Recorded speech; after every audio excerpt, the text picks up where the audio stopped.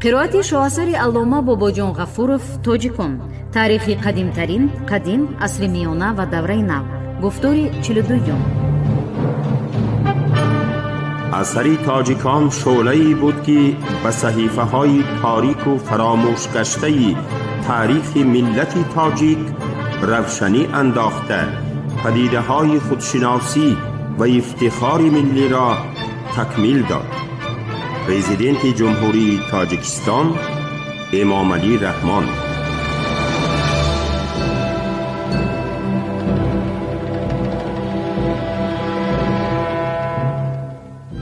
خلق‌های آسیای میانه در عصر 6 و ابتدای عصر 8.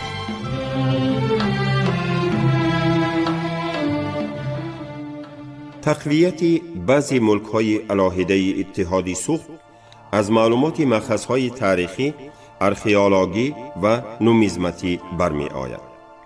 حاکمیت مرکزی شاه سوخت سست می شود، تنگ می گردد.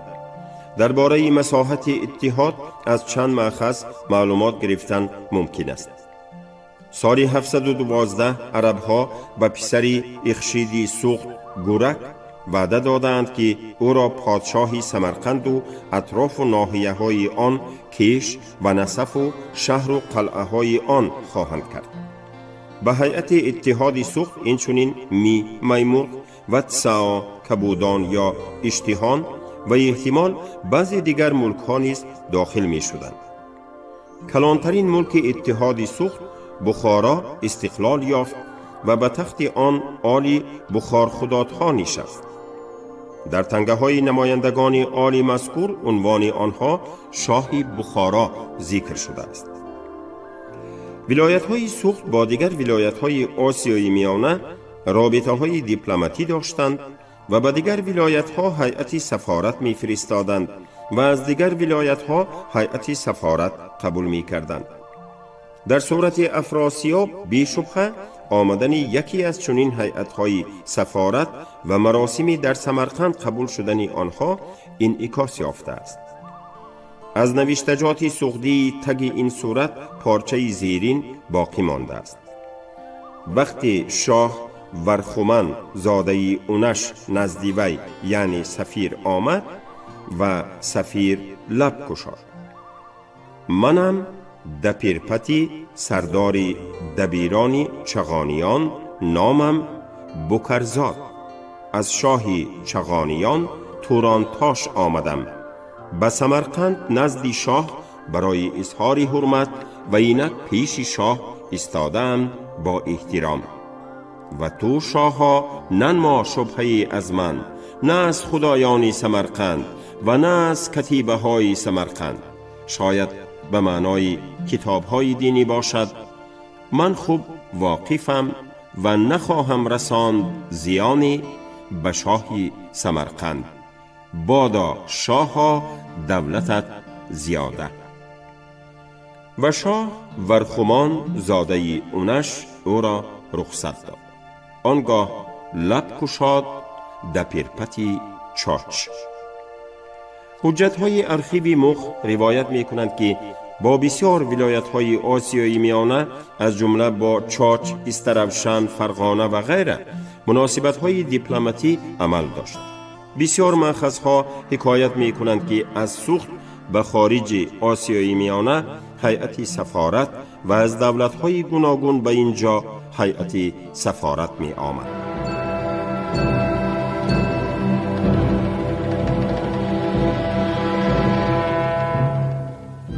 خلق‌های آسیای میانه در عصر 6 و ابتدای عصر 8.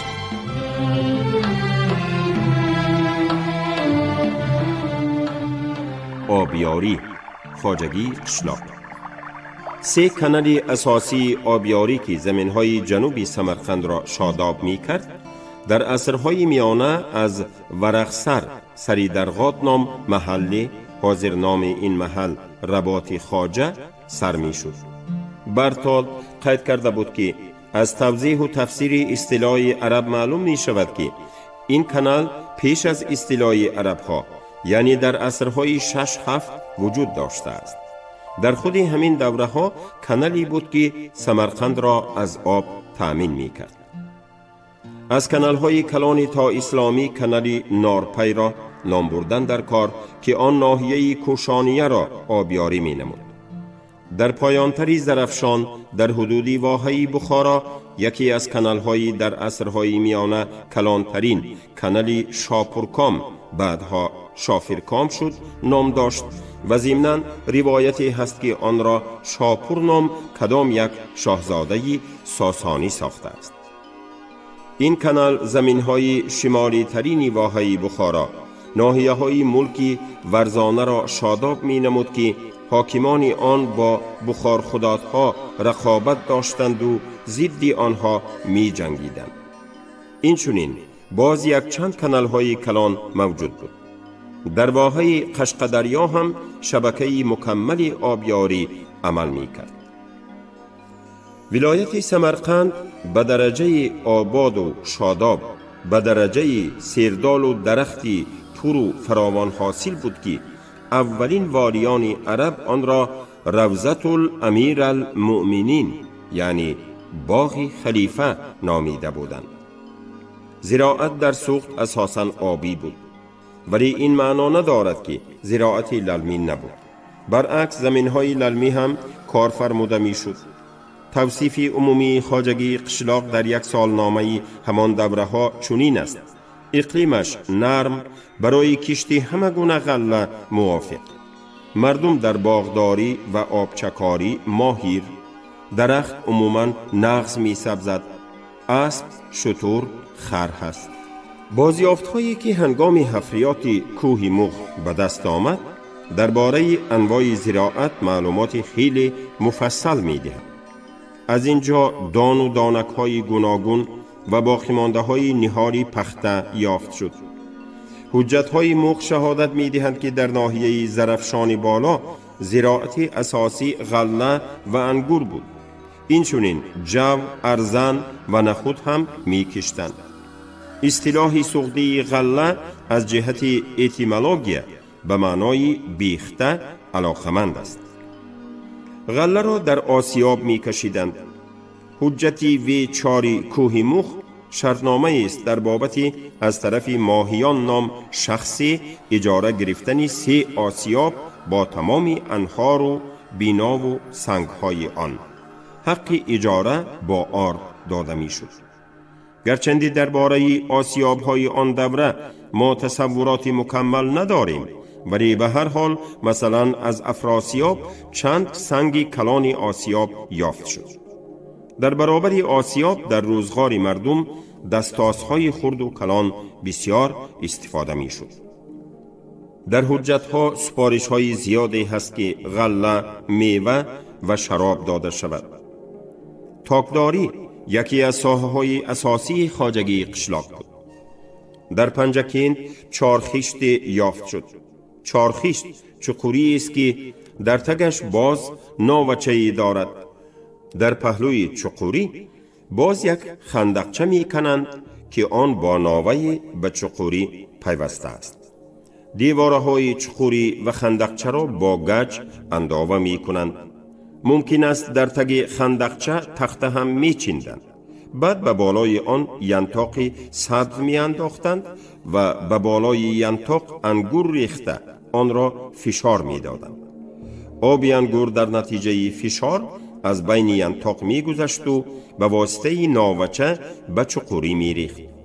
پس از آن که آب انگور در چقوری تحشین می گردید آن را گرفته به خمها می انداختند. بعضی چارخشت های امروزه خلقی تاجیکی هم محض چنین ساخت دارند. در سالنامه های تاریخی معلومات هست که در سوخت سمرقند شراب انگور بسیار بود. خبر داده می شود که در حولی های بایان ذخیره های زیادی آن سالها نگاه داشته می شد. مدرکات ارخئولوژی و حجت های مغ شهادت می دهند که این خبرها مبالغه نیست. در یکی از حجت های مغ چنین سپارش هست: به فلانی از آن شرابی ناب باید داد که کنیزک ها می نوشند و در این تأخیر نشاید. باقی شراب سر به مهر شود و با همین منوال محفوظ ماند. این گونه خبرها گویا تصدیق روایت سالنامه ها می باشد. حتی وظیفه سرساقی وجود داشت. در برابر تاگزارها بسیار باغها هم بودند. در خود همان حجتهای مغ عنوان باغبان ذکر شده است. میوه ها نهایت خوش صفت بودند. مثلا از سوخت سمرقند شفتالویی می آوردند که اجنبیان را در حیرت می گذاشته است، زیرا هر یکی آن مثل تخم مرغابی کلان بود و رنگ آنها طلایی می تافت و آن را زرشفتالو می نامیدند. آلوی سفید و زرد هم برای فروش به خارجه می رفت. همه این توصیفی را که سیوانت زن به خواجگی قشلاق سوخت داده بود پره تصدیق می کند. به عقیده اجنبیانی که اسبهای خوشذات سمرقند را می خریدند، این اسبها به اسبهای فرغانه مانند بودند. از سمرقند، بخارا، کیش و میمرغ در سالهای 624، 724، 726، 727، 744، 750 به خطای برای فروش گله اسبهای خوشذات سوختی را آورده بودند. دقت مؤلفان خارجی را اینچنین گوسفندان سمرقند که دنبه بی نهایت کلان داشتند جلب کرده بودند. معلوم که این همان گوسفندان مشهوری دنبه کلان است. در حجتهای مغ گاو و گوسفند و بوز، اسب و خر و خچیر ذکر شده است. در بعضی جایهای هموار شتر هم استفاده برده می شد. شبهه‌ای نیست که در سوخت کرمکداری هم رونق یافته بود. در اساس اشیای خام محلی نه اشیای از دیگر مملکت‌ها آورده شده متاعهای ابریشمی، پختگی و پشمی بافته می شد.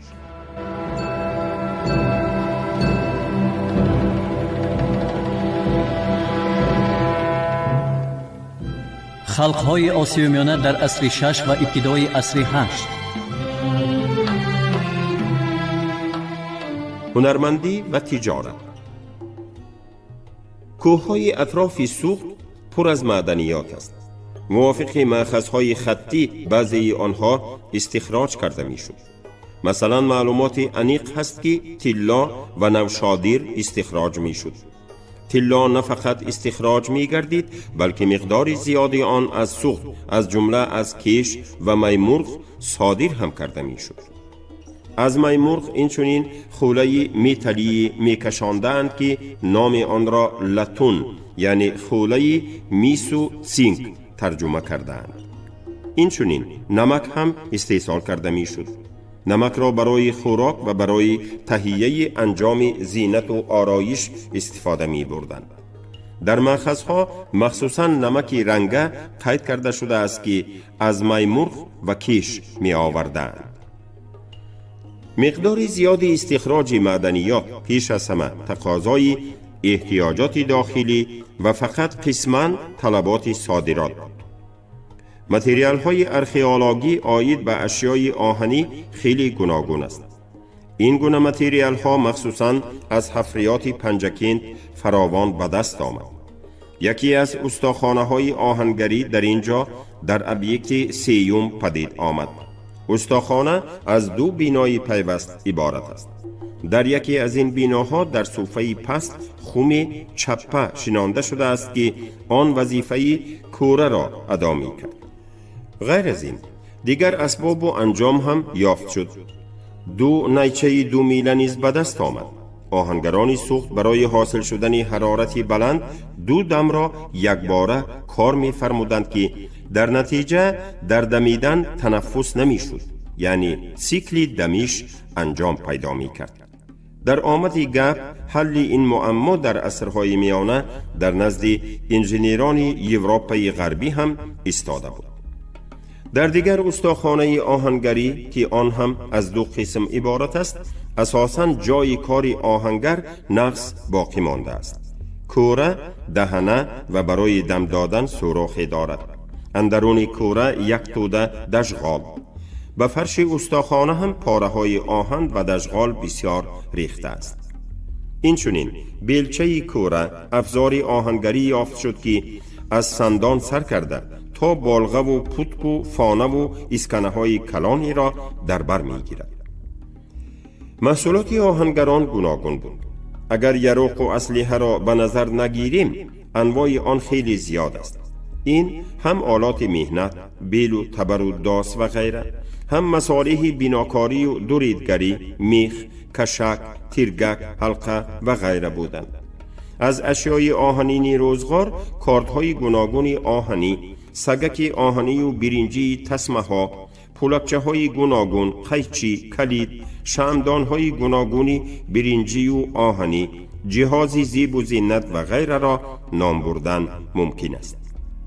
با آهنگری استحصال یراق و اسلحه زیچ وابسته بود. آهنگران در عین حال یراق ساز هم بودند، ولی از احتمال دور نی که مخصوص استایان یراق ساز هم وجود داشتند. اسلحه حمله‌ور سغدیان از اسلحه دورزن و نزدیکزن عبارت بود. آنها کمانهای عادی و مرکب، شاف و شمشیر، خنجر، گرز، تبرزین داشتند. واسطه محافظتی بدن سپر، زیره، جوشن و خود حساب می شد. خواننده را به معلومات انتشار شده حفریات و اثرهای مخصوص حواله کرده فقط همین را قید می نماییم. یافت شدن خود یراق و اسلحه، مثلا سپر و تیر از کوه مخ، پیکان و پولکچه های کمان از پنجکند و غیره، اینچنین متریال های زیادی ایکانوگرافی خبر مأخذ های خطی دلالت می کنند که یراق سازی ساحه اساسی هنرمندی بود. این مقداری عظیمی یراق و اسلحه را فقط شماره عظیمی استاهای یراق ساز تیار کرده می توانستند. مهنت آنها وزنین و پرمشقت بود. وقت بسیار و مهارت بلند را طلب می کرد. برای مثال کمان مرکب را گیریم. موافق مدرکات تاریخی و اتنوگرافی، برای تیار کردن یک دانه این گونه کمان از 1 تا 2 سال وقت می رفت. از پنجکند یافت شدن پولکچه های استخوانی تنه کمان دلالت می کند که این گونه کمان ها در پنجکند هم تیار کرده می شدند. اسلحه اعیان و اشراف، مثلا شمشیر و خنجرهای آنها احتمال خیلی زیب و آرایش داشتند و اثری مکمل بلند صفت صنعت هنرمندی بودند. در اساس آن نسخه های یراق و اسلحه که دسترس ما گردیده است، می توان گفت که یراق سازان سوخت اصول تهیه یراق و اسلحه شکلاً بدیعی را از خود کرده بودند. دسته خنجر و شمشیرها اثری حقیقی صنعت می شدند. از متل های قیمت بها تهیه گردیده با اصول خاتمکاری و پولکچه بندی زینت می یافتند. با آنها شکل سری اژدها و غیره داده می شد. بعضی سپرها هم به همین طریق خیلی زیب و زینت داده می شدند. افضلیت یراق و اسلحه سغدیان نه فقط در شکل زیبا و مکمل ظاهری آن بود. از این هم مهمترش همین بود که یراق و اسلحه سوخت کارگر بود. شهرت زیره و جوشنی سغدیان در شرق و غرب خیلی دور پهن شده بود. سال 718 سغدیان چون تحفه به خیتای زیره آوردند.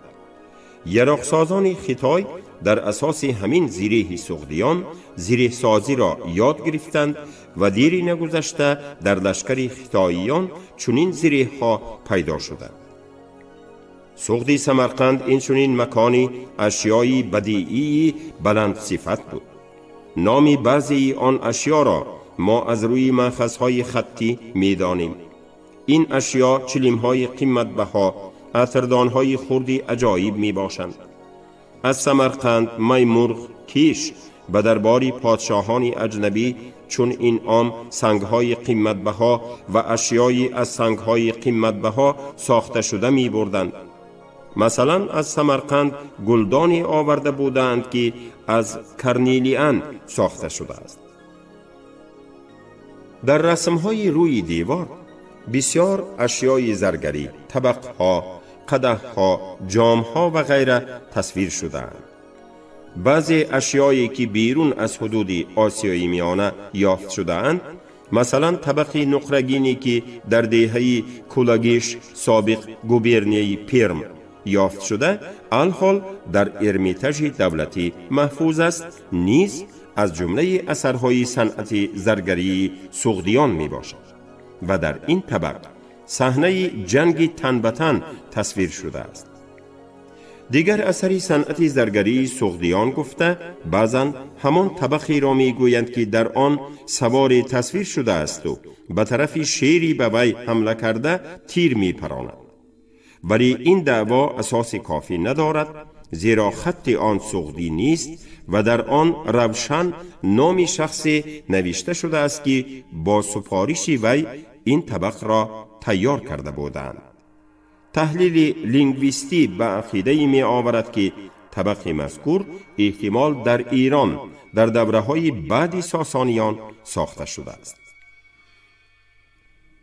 به طفیل حفریات بسیار اشیای زرگری، گوشواره‌های طلایی عالی جنابی عقیق سنگی فیروزه چشمی مروارید نگین، انگشترین های نگینشان از سنگ های قیمت بها و نیم قیمت بها و شده های مختلفی رنگین کمانی رخشان و پرنور یافت شدند که مثل شبنمی سحری روی برگی گل پرتو می افکند.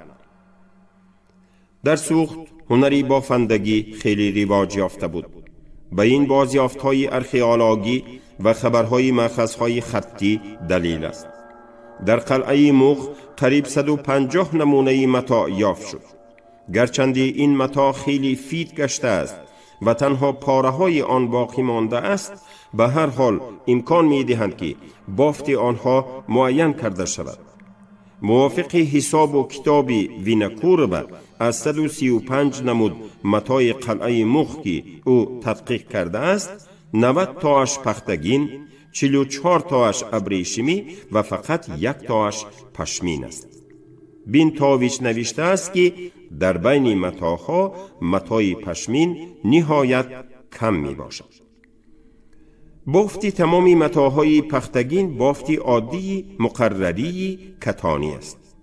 خود ریسمان سوست رسیده شده است، توگون و گره های زیاد دارد، قفسیش هم گوناگون است. خودی متاع آنقدر زیچ نیست. در 1 سانتیمتر کوادراتی از 8-10 تارو 10-12 پود تا 10-14 تارو 20-15 پود و ضمناً نمونه های درشترین آن به کتان امروزه مانند.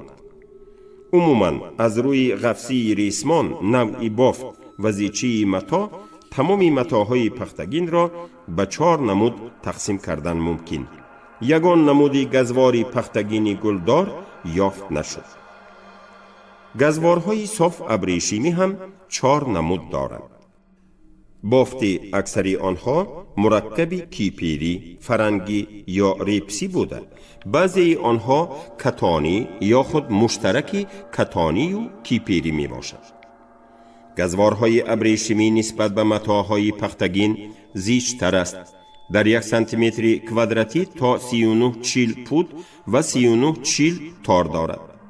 عموماً برای بافتن گزوارهای ابریشمی بافنده باید اصولهای مرکبی بافندگی را از خود می کرد.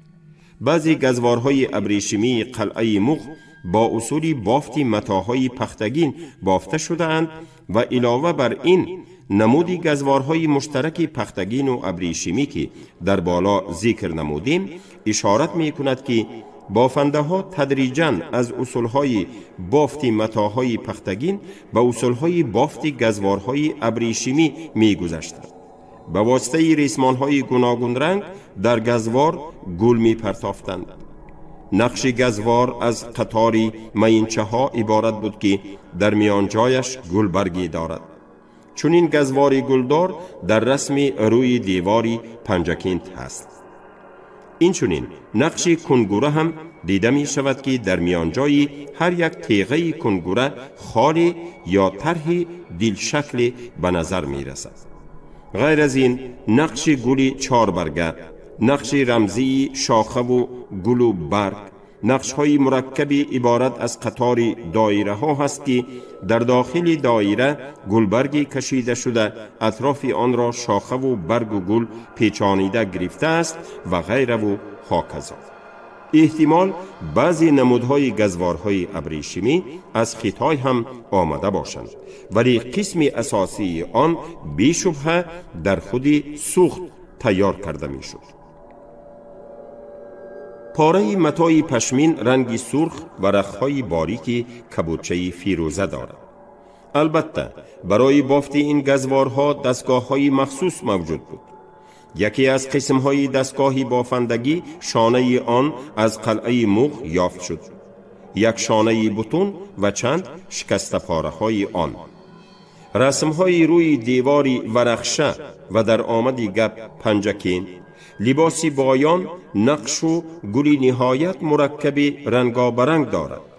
از قطار عادی مینچه های و گلبرگ ها سر کرده تا طرحی نهایت پیچ در پیچ دایره ها، اندرون آنها رسم های پرنده ها و گراز ها کشیده شده است.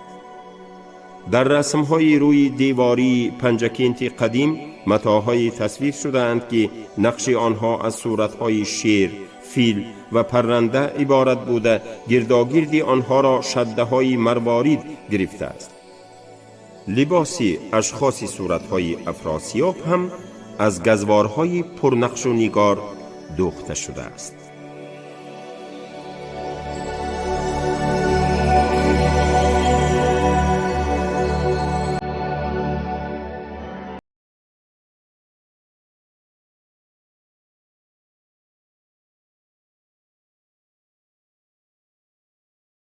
سری تاجیکان شعله‌ای بود که به صحیفه‌های تاریک و فراموش گشته تاریخ ملت تاجیک روشنی انداخته پدیده‌های خودشناسی و افتخار ملی را تکمیل داد.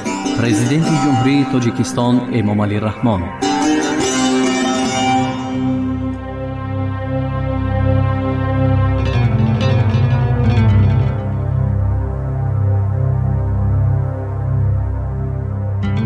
شما گفتاری 42 را از کتاب علامه باباجون غفورов تاجیکان شنیدید. عبدالرشید خوجمقولов خوند. کارگردان شیرالی نغزلی.